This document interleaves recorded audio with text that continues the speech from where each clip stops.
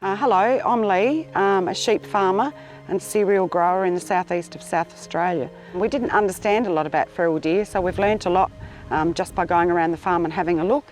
And we did realise then that we had about 6 different breeds of deer wandering around the farm.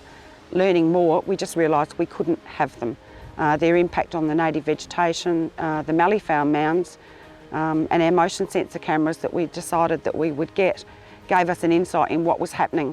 Once we had the cameras, we decided that we would continue our data collecting. We were doing visual spotlighting counts of what we'd seen and what we'd shoot. Over 30 years, the problem has been increasing, and we've chosen to use the helicopter abatement program to give us a lot of assistance and felt that it was extremely valuable. When we noticed that we had a deer problem, we also noticed that we had a lot of trespassers. We didn't understand all of that and found out in a very short period of time that the deer certainly were attracting illegal hunting, which made us quite vigilant about our safety and our concerns.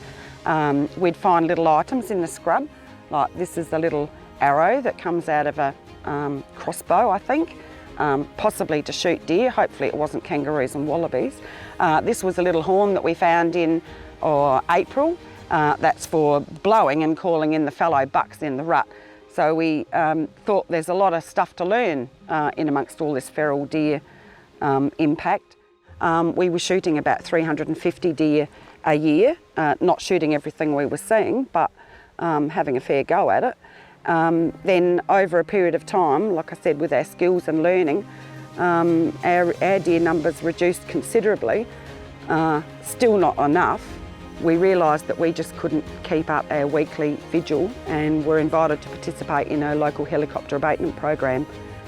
Being a little cautious as we were lucky enough to meet the team and be involved and learn a lot about what they do. Very professional. We were very, very impressed.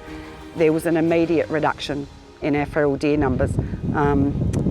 They didn't stay low because the impacts of outside landholders not participating in the program, but we noticed benefits that I would recommend that anybody, if you're having trouble with feral deer, get involved in the helicopter abatement program. I think recently going to an eradication effort has really impressed us, because that's always been our focus. We were impacted by a bushfire and we're lucky enough to be part of extra programs with the helicopter, achieving numbers that we just couldn't. We were too tired.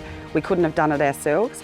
We were seeing deer in scrubby areas that we didn't have the equipment to get them, but the helicopter can just see them, and particularly with their thermal technology now, we noticed a reduction of the 20 deer that we just didn't seem to be able to shoot.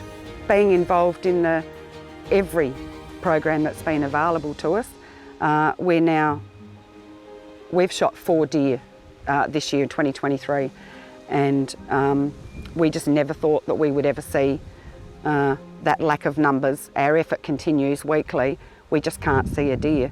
We're seeing a few on our cameras, but just nowhere near the physical evidence that the deer are on the property like they were. So we hope that continues, and other landholders around us are confident enough to take up the program and resolve our problems.